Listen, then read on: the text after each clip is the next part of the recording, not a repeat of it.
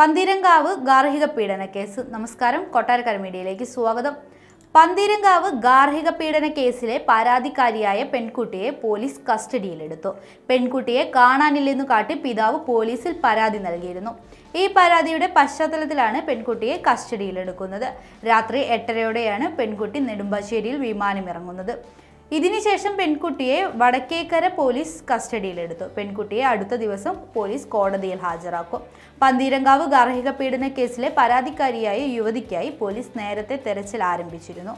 ബന്ധുക്കളുടെ സമ്മർദ്ദത്തെ തുടർന്നാണ് ഭർത്താവിനെതിരെ ഗാർഹിക പീഡന പരാതി നൽകിയതെന്ന് പെൺകുട്ടി വെളിപ്പെടുത്തിയിരുന്നു. ആരുടെയോ സമ്മർദ്ദത്തിനു വഴങ്ങിയാണ് പെൺകുട്ടി മൊഴി മാറ്റിയതെന്നാണ് പെൺകുട്ടിയുടെ കുടുംബം പറഞ്ഞത്.